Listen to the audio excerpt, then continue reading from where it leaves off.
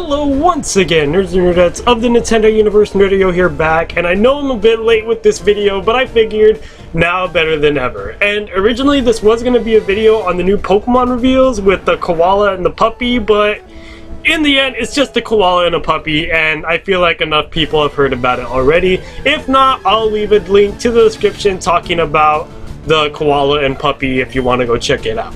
But as for this video, I promised some Pokemon Go, and I'm gonna talk about some freaking Pokemon Go.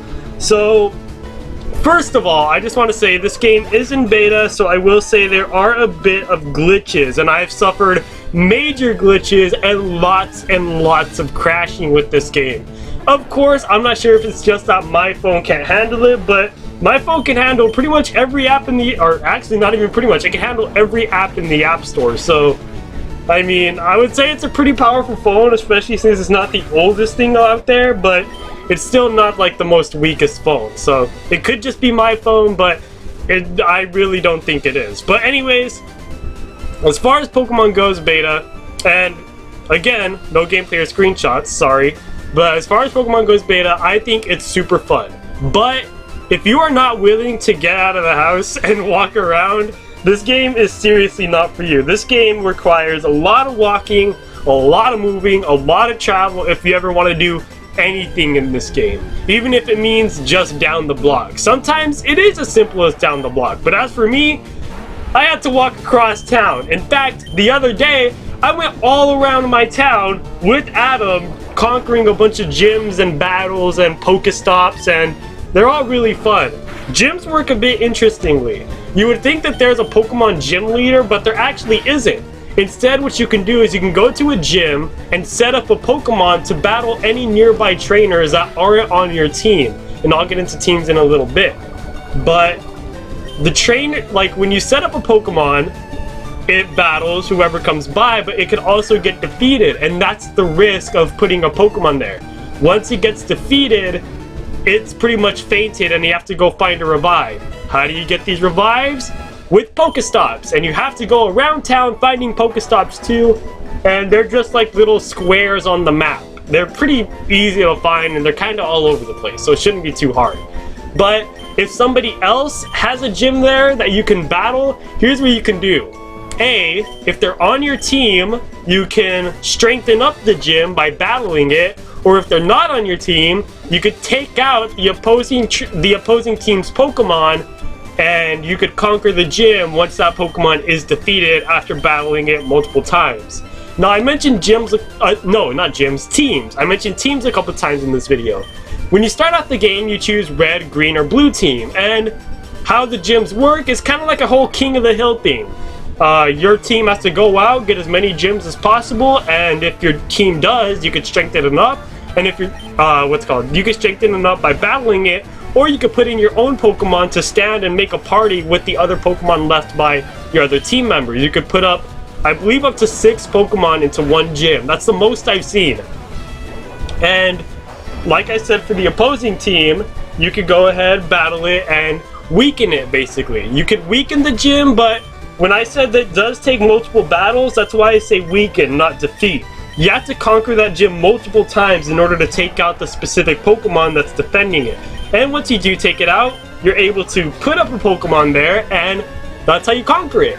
If you find any blank gyms, it's as simple as just tapping a little icon and placing a Pokemon there just to defend it, and you can easily claim it as yours. One thing I did was I took out like a Nidoran male with my Dragonite, and now that Dragonite has yet to be beaten at that gym. It's pretty great, but I'm also very concerned since I really love that Dragonite and I miss it very much.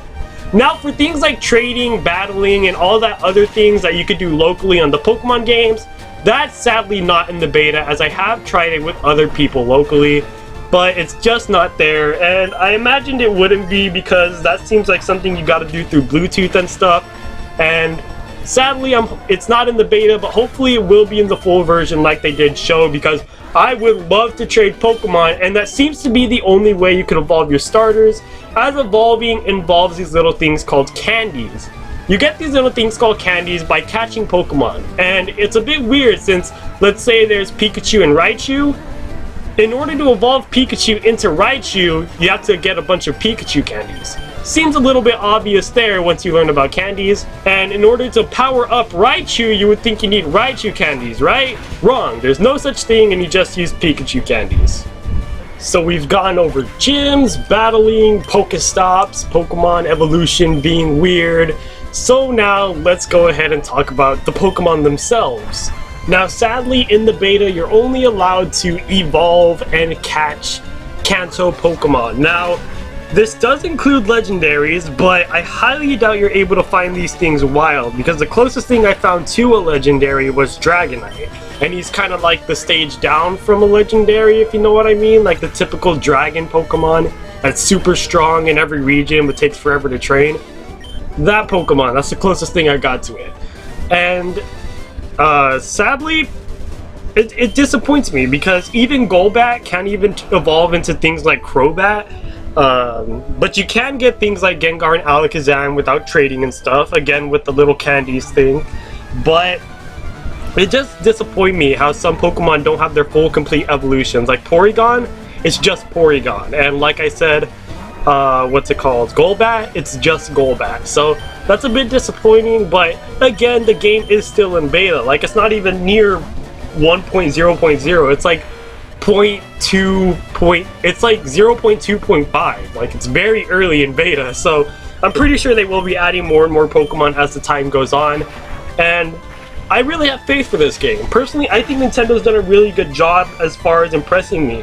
Again, it's not anything like the trailer has shown. Like, we're not expecting like freaking holographic Pokemon to be jumping out of the freaking lake, because let's be honest, as much as we would love that, Nintendo just doesn't deliver like that. But they do amazing at promotion, and when they do amazing at promotion and then give us a game that kind of didn't do that but still offered something awesome, that's great. It really is great.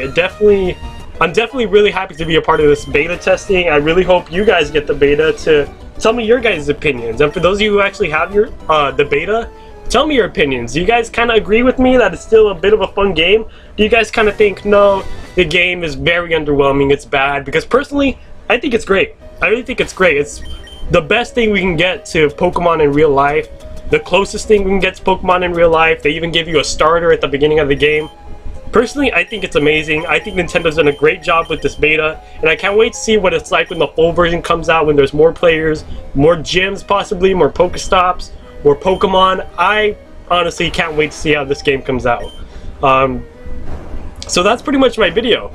If I really had to grade a beta, I guess, as a quote, like a quote-unquote review, I guess I would say this is... Personally, I would say a 6.5 out of 10, because again, it's not like trailer expectations. The trailer did kind of higher my expectations for this, and while it did make me superbly happy in most areas, it's nothing like the trailer will ever show us, but it's definitely Nintendo's best and closest attempt of what we can expect of Pokemon in real life, and it's amazing. It works. I think it's awesome. And it's definitely something I can't wait for everybody to try out. I mean, really, this game, in my opinion, is going to be great. So, thank you guys so much for watching. Again, if you guys have the beta, please, let's talk about it in the comment section below. And if you guys don't have the beta and have further questions, go ahead and ask them in the comment section below, because I feel like this video doesn't have enough information, or I haven't talked about much. So if I was a bit spotty on stuff, please do ask me questions in the comment section below.